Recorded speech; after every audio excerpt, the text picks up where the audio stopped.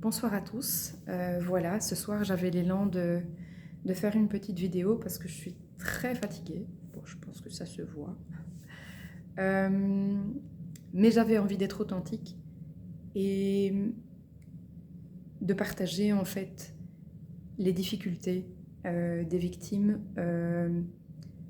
de violences sexuelles dans l'enfance, puisqu'aujourd'hui je suis toujours en incapacité de travail pour stress post-traumatique.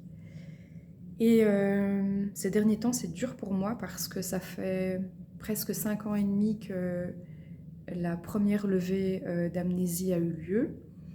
Et cet après-midi, j'ai assisté à un groupe de parole où j'ai pu exprimer des choses et mon corps a encore réagi tellement fort. Tellement fort. Et donc, quand on pense avoir fini un step, c'est encore un autre step qui arrive.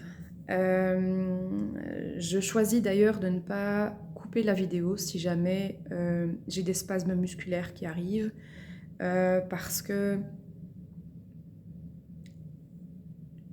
je crois que ça fait partie de mon cheminement, de montrer les difficultés rencontrées dans ce parcours, de montrer la difficulté que vivent et que rencontrent les victimes. Et voilà, c'est important. Et aujourd'hui, c'était très compliqué pour moi parce que j'ai réalisé, une des psychologues en fait m'a dit voilà, il y a des traumas simples.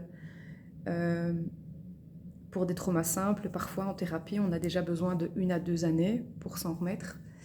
Et ici, il s'agit de traumas complexes avec de la violence à répétition pendant de nombreuses années. Et donc, quand je l'entends dire qu'on peut mettre 10 à 15 années pour s'en remettre, ouf, ça pique un peu. Ça pique un peu, c'est dur. Je ne sais pas combien de temps ça va mettre pour guérir. Je suis dans le flou complet. Tout ce que je peux dire, c'est que j'ai des réactions corporelles qui sont encore très intenses. Et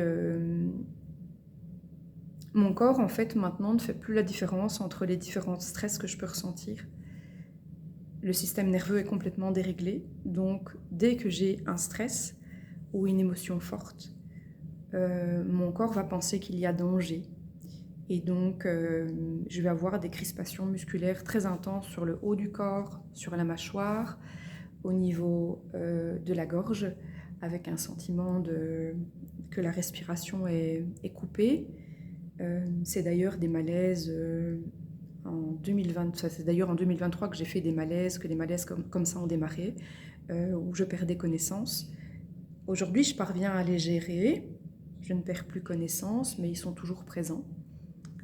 Quand je fais du sport et que certaines parties de mon corps, comme la partie de la gorge, se contractent, mon corps, lui, mon cerveau, il pense contraction. Donc contraction, danger, et hop, j'ai de nouveau un malaise qui se déclenche. C'est compliqué. C'est très compliqué et j'avais besoin d'en parler. Écoutez, voilà, Voilà, là ça se déclenche. Et j'ai des contractions musculaires au niveau du visage que je ne maîtrise pas et au niveau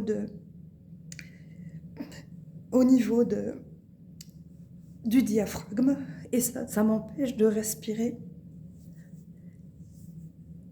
Voilà, j'ai la tête qui tremble et il m'arrive parfois d'avoir des spasmes que je ne maîtrise vraiment pas.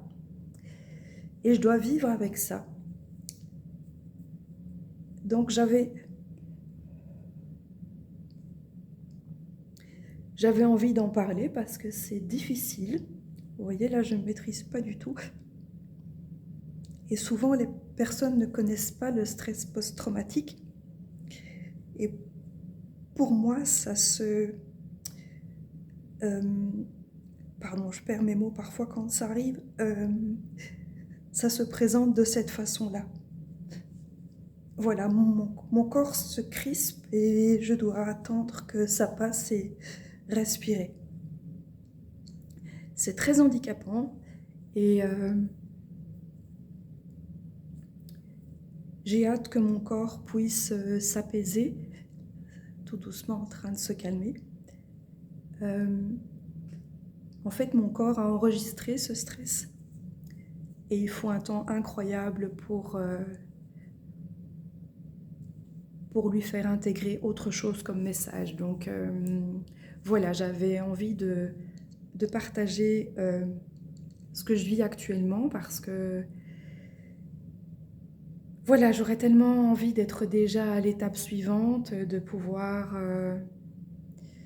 refaire beaucoup de choses, mais c'est très très épuisant. Et la thérapie et les spasmes musculaires, donc voilà. J'avais besoin de partager ce qu'est le stress post-traumatique pour ma part, parce que je dois vivre avec et que j'ai plus envie de cacher ça, c'est mon quotidien, je dois vivre avec. Voilà. Merci beaucoup pour votre attention. Merci à toutes les personnes qui me donnent de la bienveillance et du courage. Et je vous dis à très vite.